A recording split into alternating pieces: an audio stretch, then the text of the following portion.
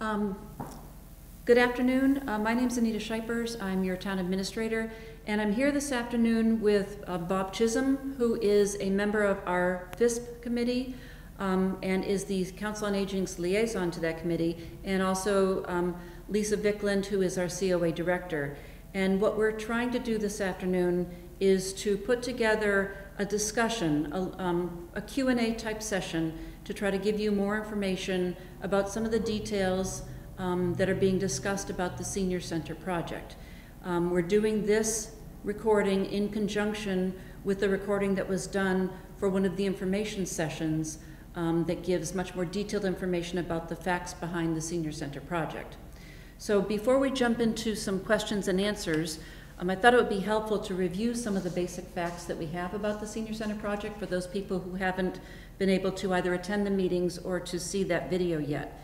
So the first part of this is, what is the actual total project cost for the new Senior Center? And what we're looking at this point is a total project cost of $5.7 million. Now, some of that has already been spent. The town has already appropriated $1.1 million to do the phase 1 and 2 costs. So that means that we've already paid for a majority of our architectural fees. The design for the building is done. We've already paid for the OPM, Owner's Project Manager cost for that. We've done testing of the soils on the site, and other miscellaneous work has been completed. So we've spent approximately $668,000 of that $1.1 million. So we'd be looking for the balance, and we are looking for a $4.6 million appropriation at the special town meeting that's coming up on Wednesday, February 28th.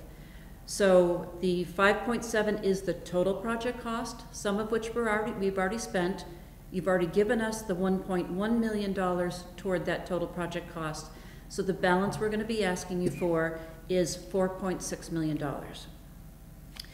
And a lot of people are looking to see what the tax impact is, obviously, of this additional borrowing or of the project as a whole. And we have the financial background members of our FISC committee have put together an analysis, and they have been looking at what the cost is to what I'm going to call the average home, the average valued home in our town. And currently, according to the assessors, the average home value is $289,955. So if your home is valued at close to that, you can relate to these numbers that I'm about to give you. Because we're looking to do a 20-year borrowing for this project, we are looking at the capital cost, the impact, the principal and interest payments that we have to make for this bond, this borrowing, being a value of approximately $130.32 a year for that average home. Now, at the beginning of the project, the cost will actually be a little bit higher than that. It'll be, I think that they determined it would be closer to $160 in year 1. But because we're doing a level principal payment on this, meaning that the principal amount stays the same each year, and luckily that means that the interest goes down during the term of the 20-year loan, the final few years of payments for this loan would actually be less than $130,000. So what we're doing is we're giving you what the average annual cost during that 20-year term would be for the average home. So that's roughly $130.32 for the cost of the construction, for borrowing for that $5.7 million. There's also been discussion about what it will cost us to operate this new facility. We're currently leasing space. It's a small location. And so people are concerned that there would be additional costs that would need to be built into the operating budget to run this new facility. Legitimate concern.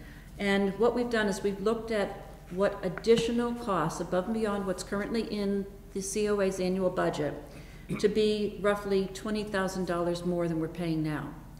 Those include additional janitorial service hours. It includes additional supplies. Obviously, we have to pay utilities, electric, water, sewer, gas, for the new location, which we're not paying now in our leased facility.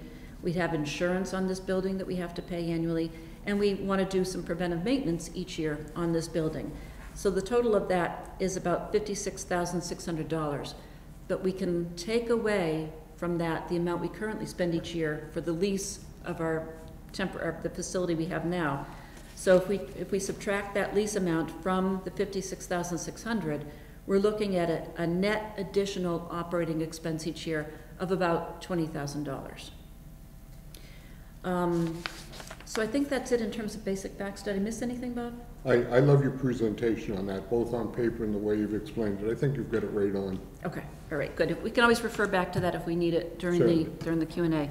So let's jump into some of the questions. We've put together a list of questions that we've been using as a handout at the information sessions that are still ongoing. And I'll be referring you to where you can find more information about that before we close up today. But we've got a list of questions that Bob and I are going to take turns asking each other to try to help share that information to you. So I'm going to start with asking you questions, Bob, if you don't mind. I'm ready. Okay, all right. So the first one that people have been asking is, what is the location of the senior center? Let me answer that with a little bit of historical background, if I may. Okay. When the proposal to purchase the Bethlehem Bible Church was defeated, there was a pall had been cast over all of the folks down at the senior center. Because it was stipulated in those meetings that there was no alternative. I didn't believe that. I went to Lisa, and she in turn put me in touch with the Council on Aging, and I chaired a committee to look for alternative sites in the town. Once we had explored 14 of them, and this was to either buy, lease, or buy and build, we came up with only 4 that were viable alternatives.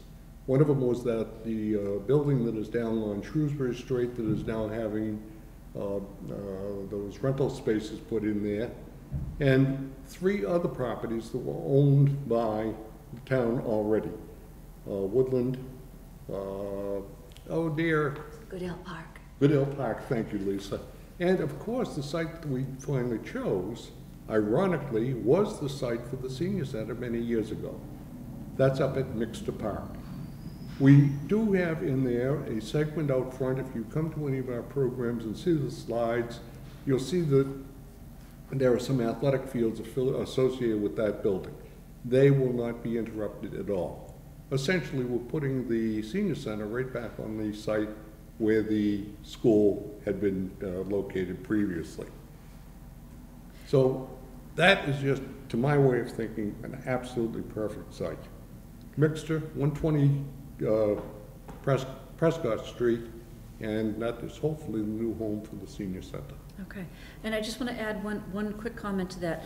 There will be some slight disturbance of the ball field during the construction, because I think we have to cut a utility line through one small section of the field during the construction phase. But that obviously will be put back to original conditions, maybe even better than original conditions, when that's done. And during that construction phase, we are also going to be addressing the roadway that's already there. Yes. It'll be scarified and resurfaced. So right. Those who use that ball field are going to benefit as well. So will there be additional parking that is part of the building design that will be available for the users of the rec field there? Exactly. Okay, so value added to the property. So, and typically the field is being used at hours that are different than the senior center is being used. There may be some overlap, but there is plenty of parking in that design to cover the use of parking areas, existing and new, for the recreational users of the field. Okay. All right. So we've covered 1 and 2. So the next item is, what's the estimated cost per square foot? And we talked about the total project cost being the $5.7 million. We also know that the design of the building is 10,200 roughly square feet. So that would bring the per square foot cost of the building to $416 per square foot.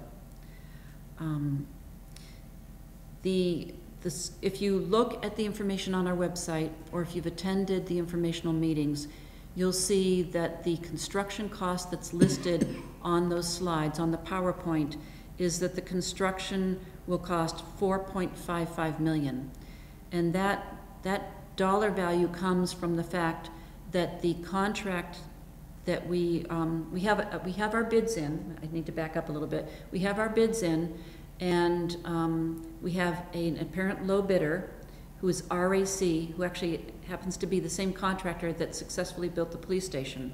And RAC's bid for the building was for $4.251 million. Right.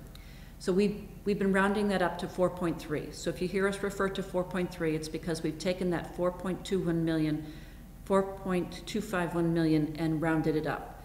But on the PowerPoint slide, you'll see we've also added some other construction-related costs that need to be paid for above and beyond the contractor's contract.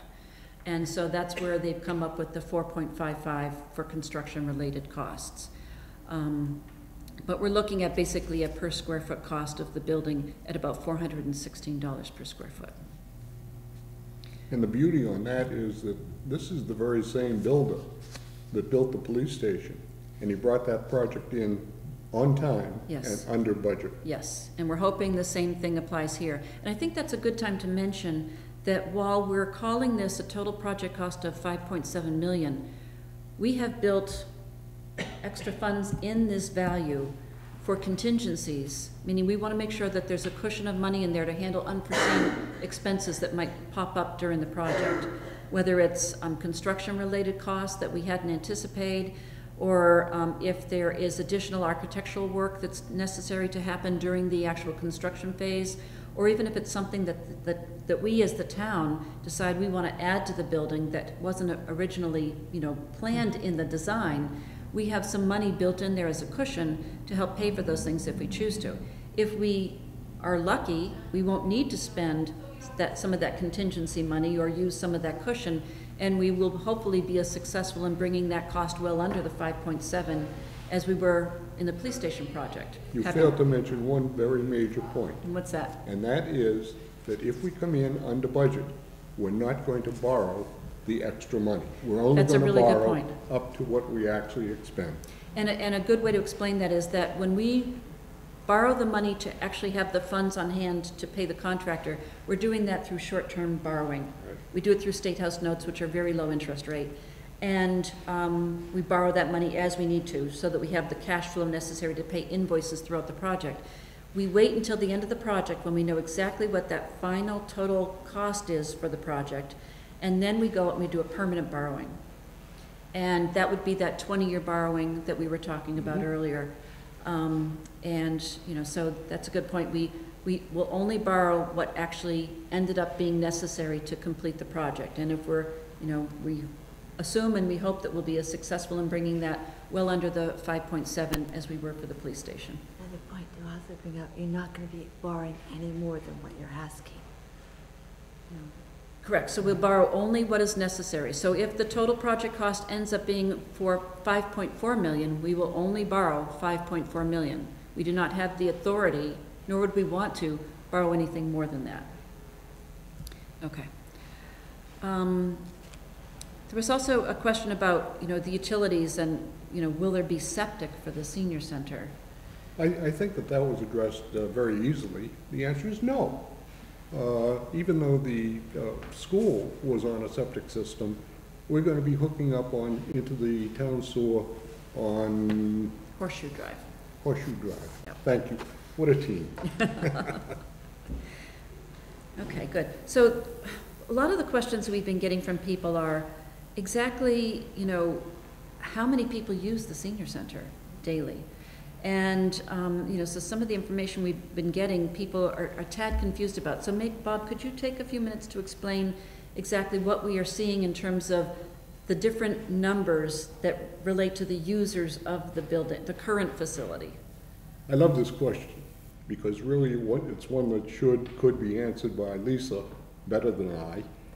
But unfortunately, Lisa's laryngitis is prohibiting her. So I'm going to steal all of your thunder, my dear. Got it. In a nutshell, we are using our current facility up to capacity. and overcapacity. A problem is that we have right now, we are limited to only 49 people in that building that we have at any one time. We've had a number of programs down there with people standing in line. I can think back to one of the ones early on, it was an information session that the COA was putting on. We got to 48 people, and in walked 5 of the Board of Selectmen. Nobody counted and said they were over 49, but the truth of the matter is they should have been shooed right out of there. Lisa will not allow us to, that is set by code, and we have to accommodate that. So some of our more popular programs, the place is packed. And there could be an hour or two during a day that you'll walk in there and you'll see nothing but 2 or 3 volunteers. That's the beauty of this being a drop-in center. You just don't know. Lisa has done a marvelous job in setting up programs, various types of exercise programs, legal,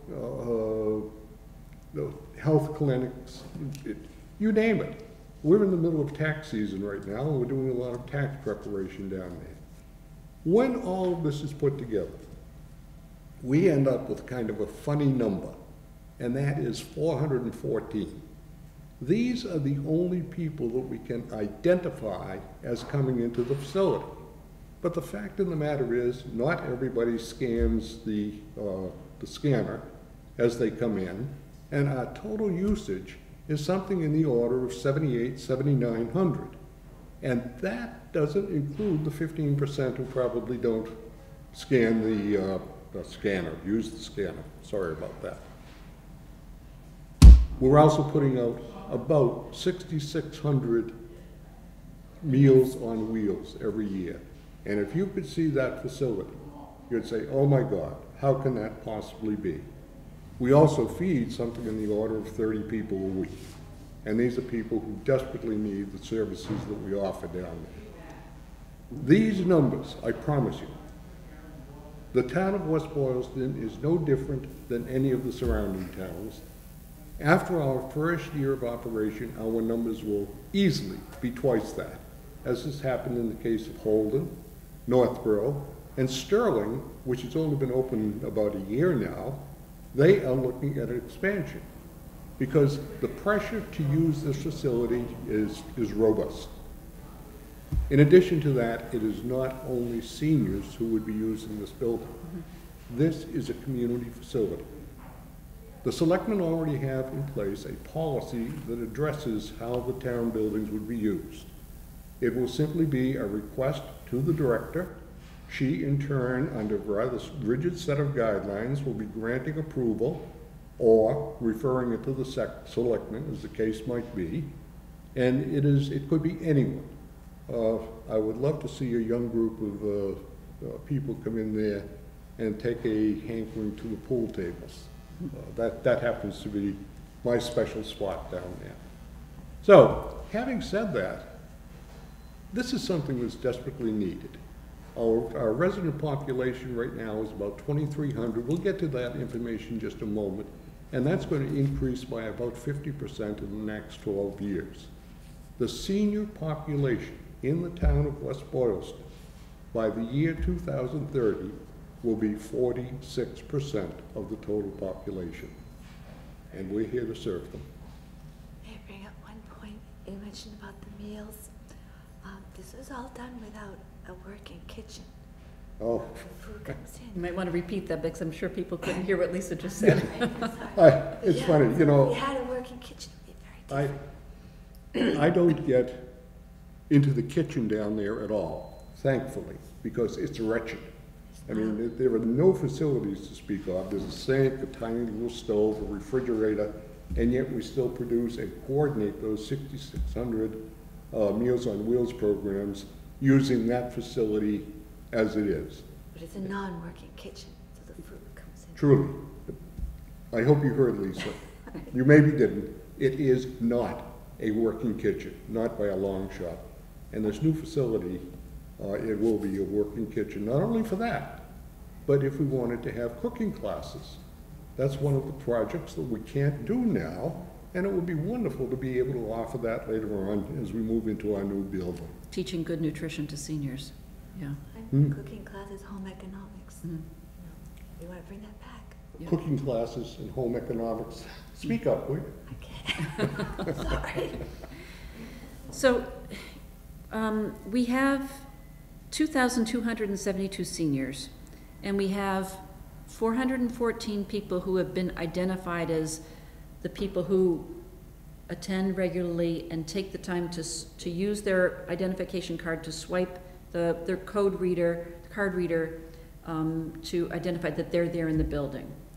So 414 people represents about 18% of the senior population that currently uses it. I know that, you know, some people have said that seems like a low number, but I think when you take into account the consideration that the building only allows us to have 49 people in it at any one time, and the fact that it's in an industrial building that is not aesthetically pleasing, I mean, you do a great job trying to make it as happy and welcoming as possible, but let's face it, it's a concrete building with hardly any windows. So, you know, it is a deterrent to getting more people to come. So, as Bob had mentioned, other communities that do build a new center, they always, I mean, without fail, the communities do see a great increase in attendance once the new center is built. We have statistics on that. Yeah. Okay. In terms of, one of the questions that is up here now is, where do you get more information about the senior center? And I'll talk about it a little bit more again when we end, but we do have a specific page for the senior center project on our town website, which is www.westboylston-ma.gov. So if you need more information, feel free to go to the website and click on the link for the Senior Center project page. Or if you want, just feel free to give me a call. And if I'm not there at my desk, leave me a message, I'll call you back. My number is 774-261-4088. And I would be more than happy to talk you through some of the questions that you might have about the specifics of this project or the votes that we're asking you to take. And we'll get to more information about that later. So we talked about the size of the center being 10,220 gross square feet. How does that compare to other communities? We are going to be, I think we're going to be larger than Sterling. It's larger at the outset, although our net square footage doesn't differ from them considerably. Quite frankly, I think this is a very modest-sized building for the town of West Boylston. Yet I'm equally certain that it will serve us well into the future as the needs of as the growth of the senior population takes place. Holden is about 9,100 square feet. They're a little bit bigger than we are, and when they opened their doors, they experienced almost a threefold increase in people coming into their building. Northborough is a beautiful setup there. Money was really no object. And they also experienced a multifold increase in the activity in their senior center. So I think that when we use our 10,300, give or take, square foot building, some of the seminars that I'd attended put on by the Office of the Executive Office of Elder Affairs, thank you, Lisa, they are recommending, it is not a standard that they have set, but they have made the recommendation that you ought to have about 10 square feet per senior in your community. That would mean we would need a senior center of about 23,000 square feet. No way we could afford that. At the outset, the pledge of us, COA, to the FISP committee was that we will come in with what we need, not with what we'd want. That has resulted in trimming of some of the original size of the building that we had way back. The building is now down to a very manageable size. It is program driven. Fortunately, one of Lisa's other attributes is an architect's training in her background. She was able to translate today's needs into square footage. And I think you've done an outstanding job working with our general architect on this. And we're at a building size that will serve us well, but it is not extravagant, not by any stretch of the imagination. So carrying on to that point, one of the questions that we're hearing frequently is, basically there'll be 6 usable rooms within the center. We've got the large multi-purpose room that can be broken into 2 different segments by a movable partition. Then we have a beautiful lounge area. There'll be a reading type library area. There'll be the pool table room. There'll be an arts and crafts area and another learning or program area as well, classroom.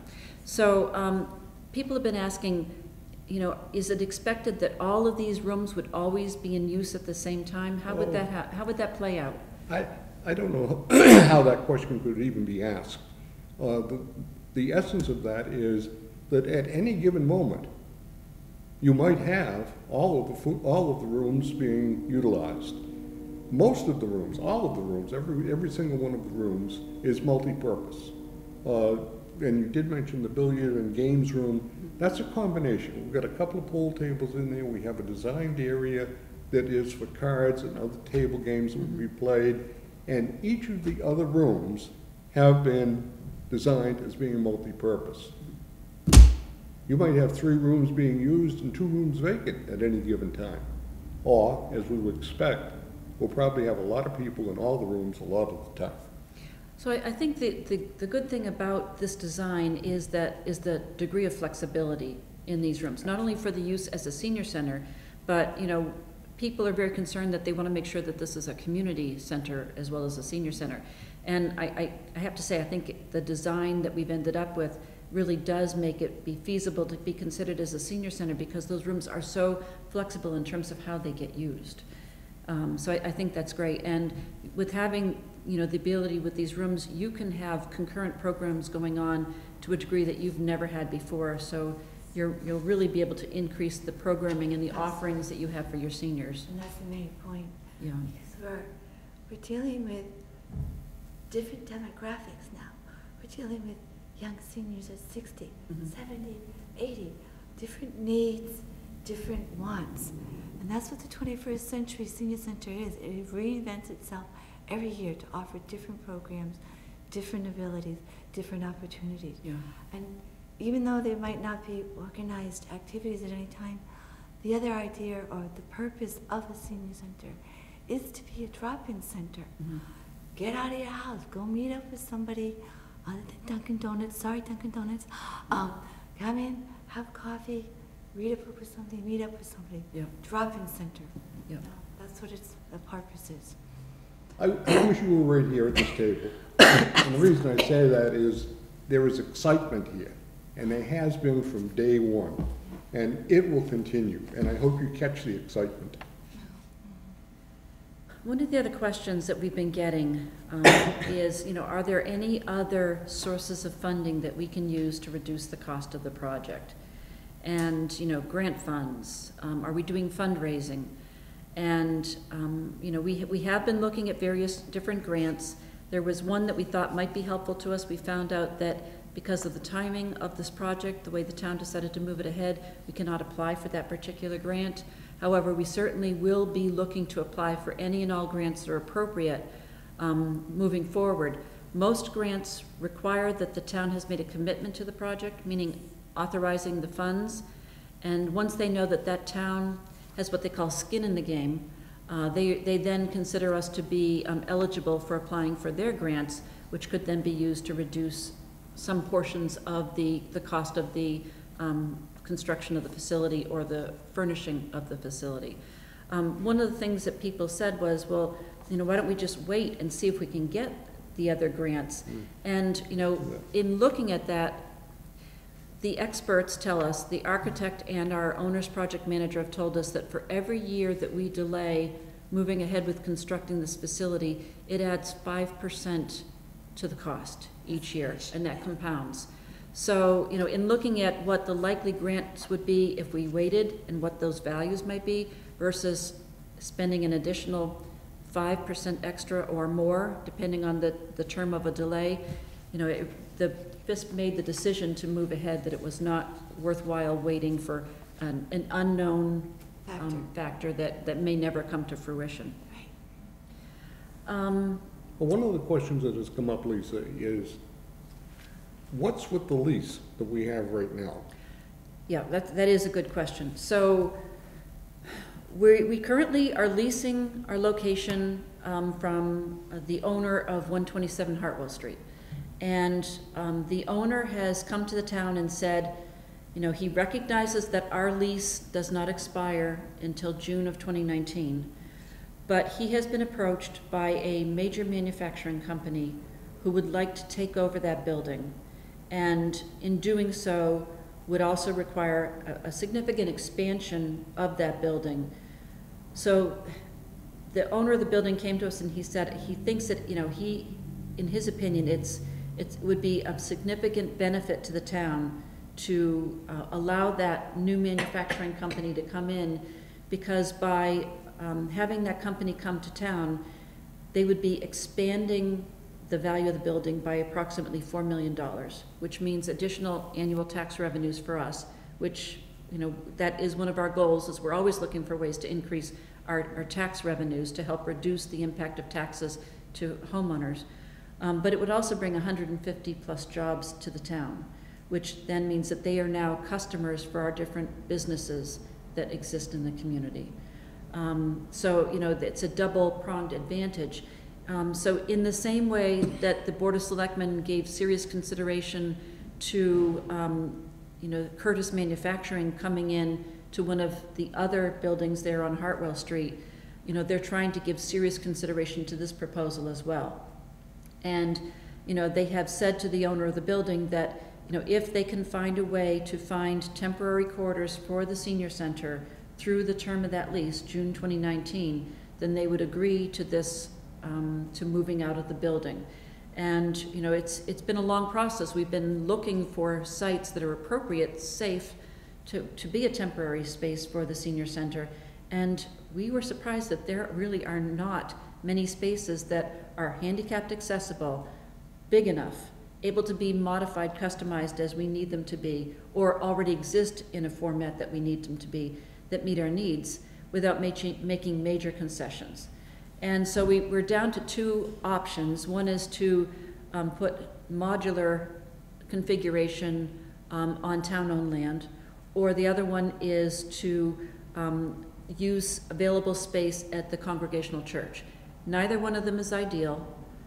If we were to use either option, it would mean having to probably cut back on some of the programming or major rescheduling of programming that currently successfully exists where we are. So it's a process that the selectmen are in the middle of right now to try to determine, is there an appropriate place with concessions to relocate the senior center for now in exchange for having the, you know, this benefit of having this manufacturing company relocate in town for that tax advantage for the community, which would be a permanent tax advantage for the community. Nobody can appreciate that dilemma more than I. That was exactly what we experienced after the Bethlehem Bible Church. We were looking, I would say that we scoured the town, and we were looking for all sorts of solutions, not the least of which was buying, and that option is not available to our selectmen right now. So really the alternatives we have are the two that Anita mentioned, are staying there until 2019, which unfortunately might cost the town a lot of money in the long run.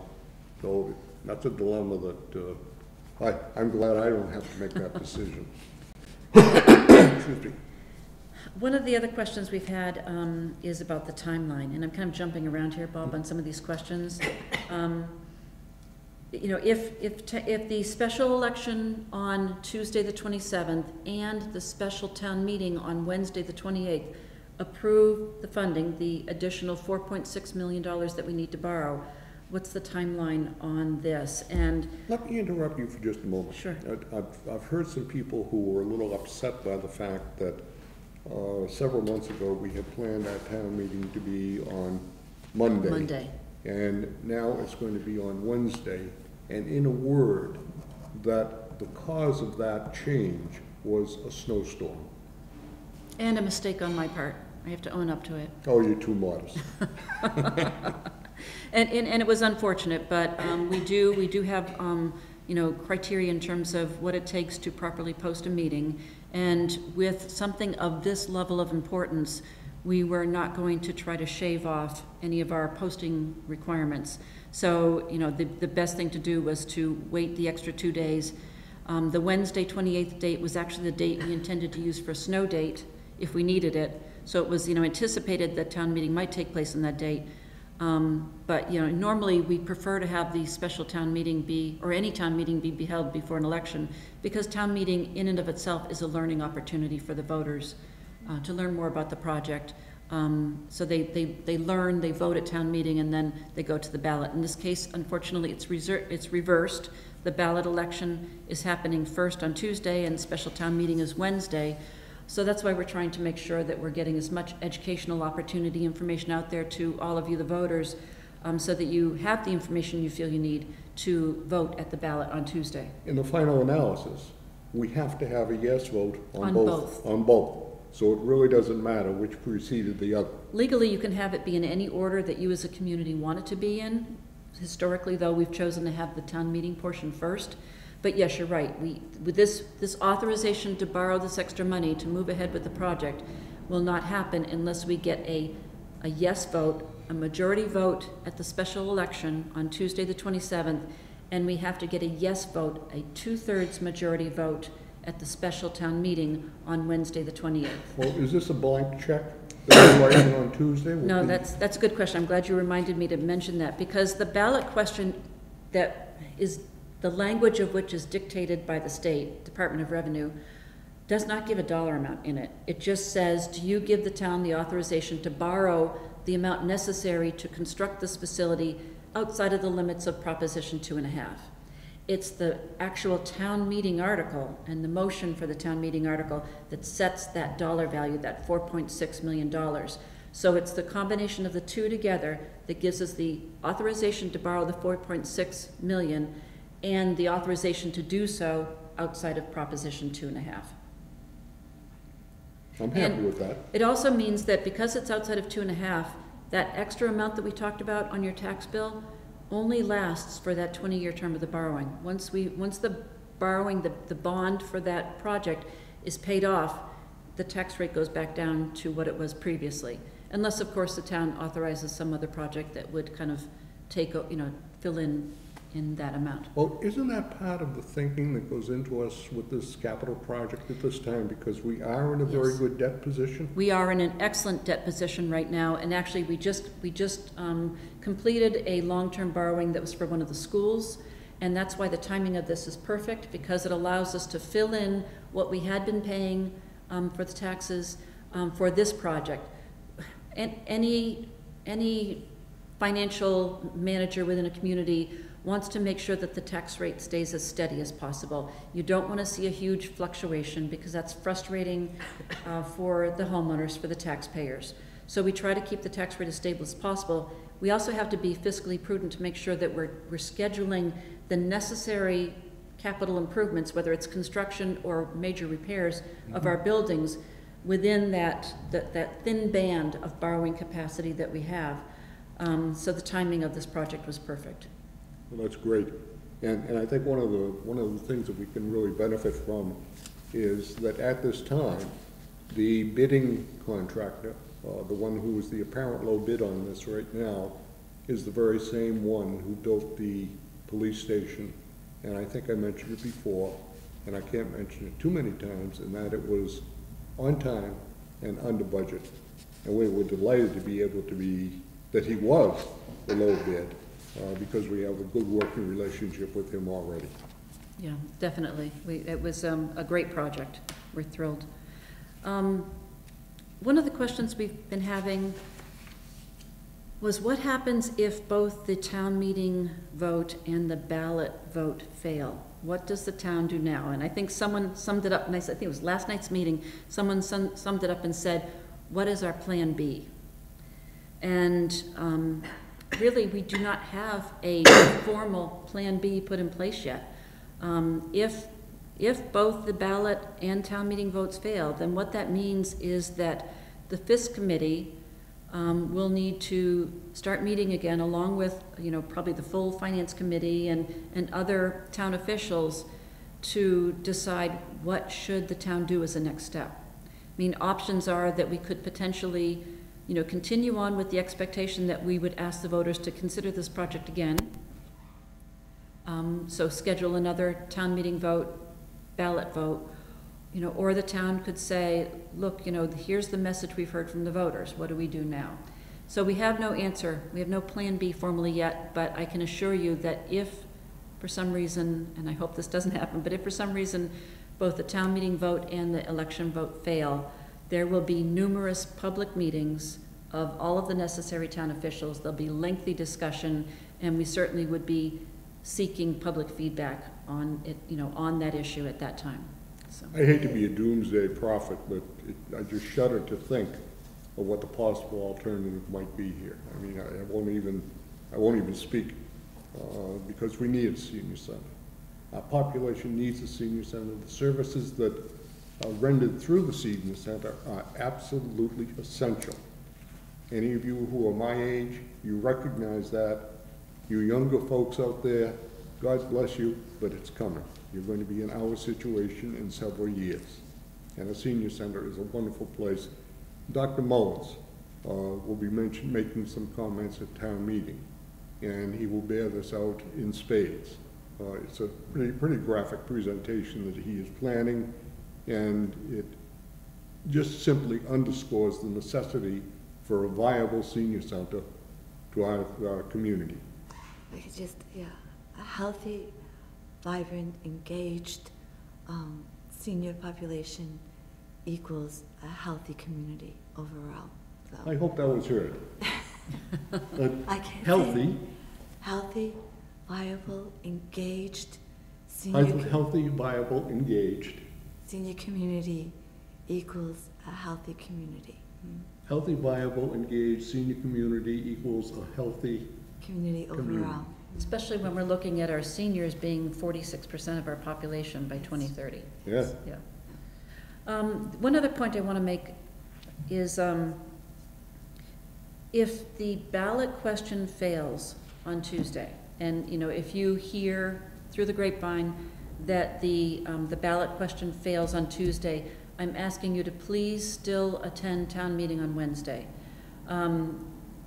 for two reasons. One is that if we attend the town meeting on Wednesday and the article gets approved on Wednesday, that gives the town opportunity to come back for a second election vote later on for reconsideration of the election.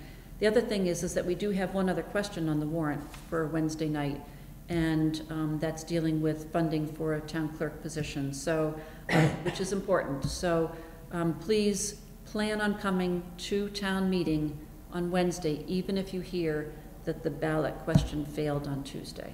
It's not right, Bob. I don't even want to think about that. But I've been around to a number of senior centers. It's been quite an eye-opening experience.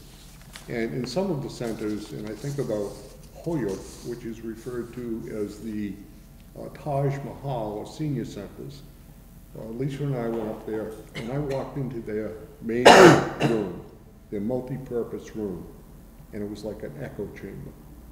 And we said, we're not going to let that happen with our senior center.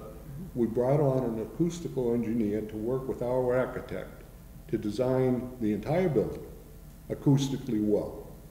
Specifically, that multi-purpose room, but also all of the other rooms throughout the building, so that it should be a place where you could have a bunch of kids yelling and screaming in one room, and you could have adults sitting down reading a book in another. And it probably won't have much noise transference. Yeah, no, I was pleased when that happened, so that people can feel comfortable that it will be. Plus the other, and I'm just going to say this, you talk about my excitement.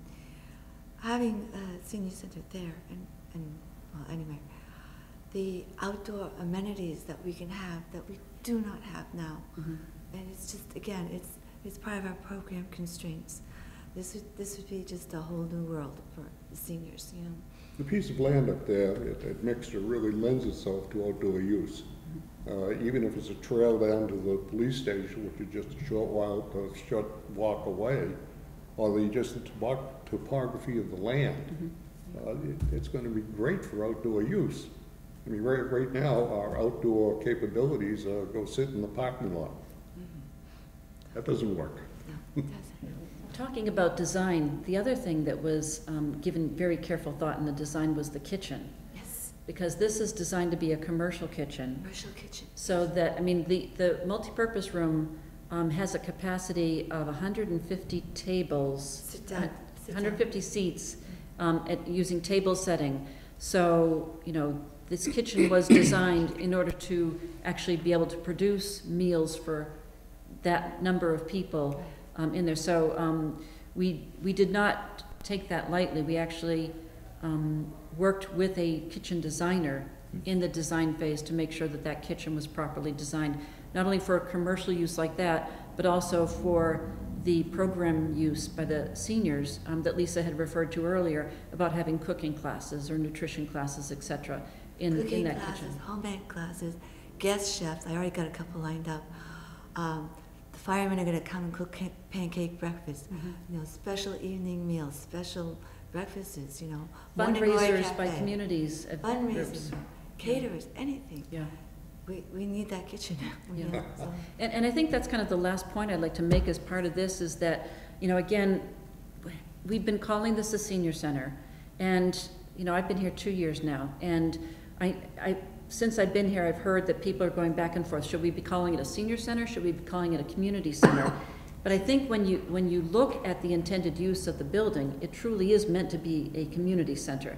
It would be used by the seniors, you know, during the daytime use, but absolutely available to the community, you know, any type of user groups, whether it's a scouting group or garden club or, you know, what have you, even private use, you know, as long as it's scheduled and in compliance with the policies that will be established for the building, this absolutely will be available for the community. It is a to use. community resource. Yeah, It's a resource. yeah, absolutely, yeah. Have we forgotten to cover anything? I don't know, I think we kind of bounced around what We we did. thought we were originally going to present, but I think we touched all the bases, Anita. Okay. And I would like to just say something publicly, and that is, over the time the opportunity I've had to work with you, I've really enjoyed it. Oh, thank you. You're welcome. Well, the feeling's mutual. Well, thank you. But thank you, I appreciate that. Oh, Mutual Admiration Society. I'm leaving. I'm out of here. So just in closing, I just wanted to remind people the resources that we do have to get the information. So you can come to the information sessions. We actually, I'm not sure what time this will actually be placed on the cable channel. Today is the 22nd. We have 2 sessions this afternoon, one at Angel Brook at 3 o'clock and one at the library tonight at 6. Tomorrow, the 23rd, Friday, there is a 3 o'clock session at Hillside in their community room. And on Saturday, the 24th, at 10 o'clock at the police station, we have another information session. So if you can attend one of those, that would be great, because it gives you a chance to see the full PowerPoint presentation, ask your own questions of the various different officials that would be in the room. If you can't make it to one of those sessions, the PowerPoint presentation is on our website, again, www.westboylston, all one word, -ma.gov. And there's a link on our main page to get to the Senior Center project page. There's also a link to the special town meeting page as well, so you can see the language of the ballot question. You can see the language of the town meeting articles, both of them. Don't forget there's 2. Or if you want to, just call me, and I would be more than happy to take the time to walk you through the details of whatever questions you have. And again, my number is 774-261-4088, 774-261-4088. And please, you know, feel free to give me a call. Like I said, if I'm not at my desk, leave a message and I'll get back to you as soon as I can. So I think that's it. I think we're in good shape. Hopefully people have found this helpful. A final reminder, if I may, and that is, nothing's doing on Monday, but it's Tuesday and Wednesday this week. The ballot on Tuesday and the town meeting on Wednesday. Right, Tuesday the to see you there. 27th for the ballot for the election, Wednesday, the 28th, for special town meeting. Great. Okay, thank you. Thank you both. Thank you, Anita. Okay.